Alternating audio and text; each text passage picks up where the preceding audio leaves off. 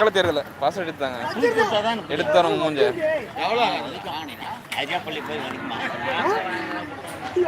பசுக்கள் விற்பனைக்கு வந்துட்டே தான் இருக்காட்டுங்கிறது.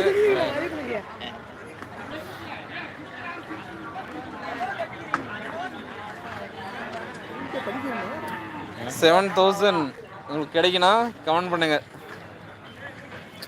எந்த ஊர்ண்ணா நீங்க? புளியான்பட்டி. புளியான்பட்டி. இங்கேருந்து எவ்வளோ தூரம்?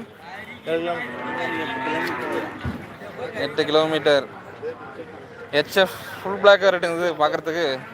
கால் வலது நெத்திரி வலது நெஞ்சில் பைக்ல புண்ணுக்குது எல்லாத்தையும் பார்த்து அது எல்லாருமே பார்ப்பேன். இந்த கிண்டில் அடிக்கிறது என்ன பண்ணுறது?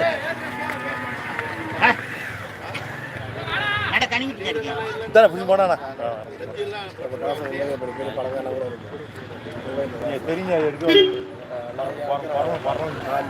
சிக்கல் கொஞ்சம் விலை கம்மியாக கிடைக்கிறதுனாலையும் அதில்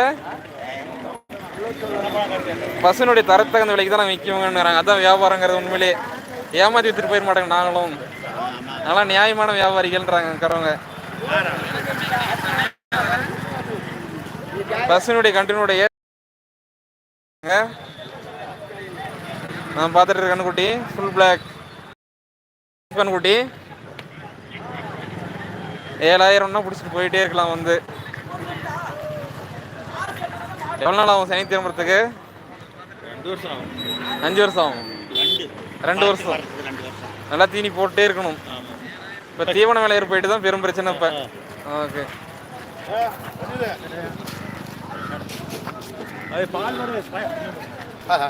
என்ன பண்ண கிருஷ்ணா கொடுத்துருச்சு.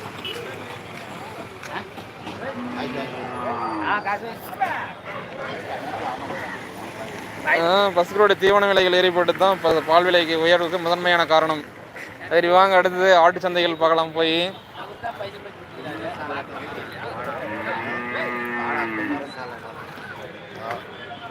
கீர்கன் குட்டி ஆட்டுங்குது. கீர் பசுக்கள் எல்லாம் பார்க்கணுன்றவங்க பார்க்கலாம் பாருங்க. கீர்கன்று சேங்கன் ஆட்டுங்குது.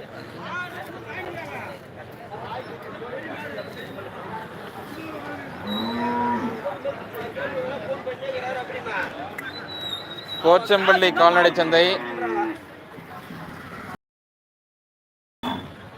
போச்சம்பள்ளி சந்தை பற்றி உங்களுடைய ஃபீட்பேக்ஸ் ஏதாவது இருந்தால் கீழே கமெண்ட் பாக்ஸில் கமெண்ட் பண்ணலாம்.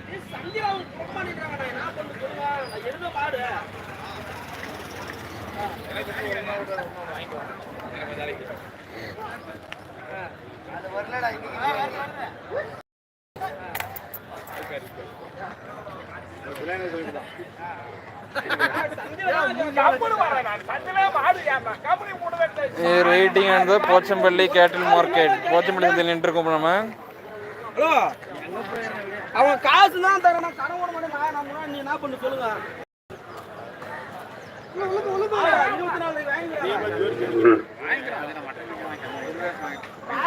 வாங்க படுத்து ஆட்டு சந்தை பார்க்கலாம்.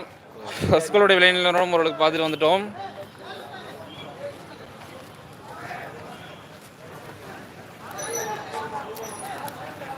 பசுவெல்லாம் சந்தையில் ஆல்ரெடி பார்த்து வந்துட்டோம். வாங்கிட்டு வந்துட்டு இருக்கிறாங்க.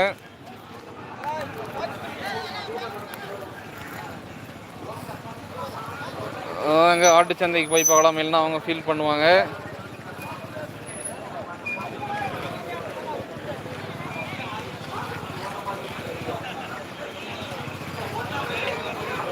இதனை ஒட்டி போச்சம்பள்ளி ஆட்டு சந்தை தேங்காய் வியாபாரம் போயிட்டுருக்கு.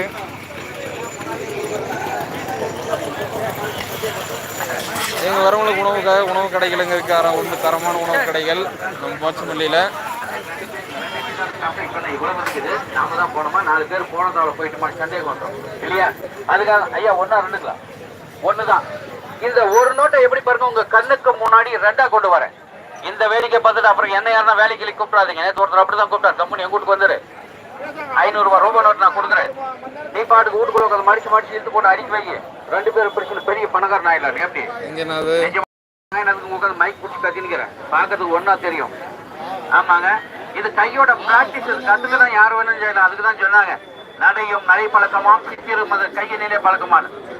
ஏன்னா பாருங்க இதை பார்த்துட்டு பாருங்க யாரும் மந்திரம் நினைக்க வேணாம். மந்திரம்